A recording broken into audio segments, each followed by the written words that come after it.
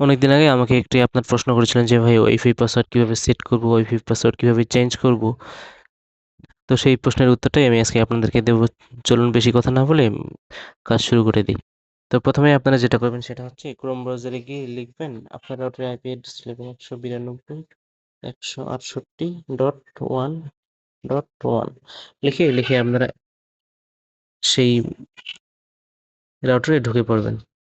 যেহেতু আমার একটা মার্কুইস রাউটার, তো আমি মার্কুইস রাউটারে আমার লগ ইন পাসওয়ার্ড দিয়ে রাউটারে প্রবেশ করব। লগ ইনে ক্লিক করলাম।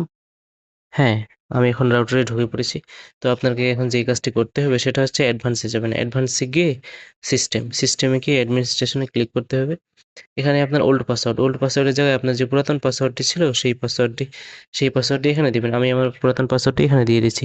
আর যদি আপনারা নতুনভাবে লগইন পাসওয়ার্ডকে চেঞ্জ করতে চান, মানে এর আগে সেট করেন নাই, যদি সেট করতে চান তাহলে এখানে শুধু নিউ পাসওয়ার্ড আর কনফার্ম নিউ পাসওয়ার্ড আসবে। তো নিউ পাসওয়ার্ডে আপনারা মনের মতো একটা পাসওয়ার্ড দিয়ে দিবেন।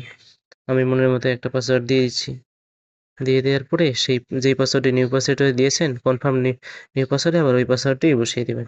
বসিয়ে দিয়ে সেভ বাটনে ক্লিক করবেন। সেভ বাটনে ক্লিক করলে আপনার পাসওয়ার্ডটি সেট হয়ে যাবে। তো ধন্যবাদ, দেখা হচ্ছে পরবর্তী ভিডিওতে।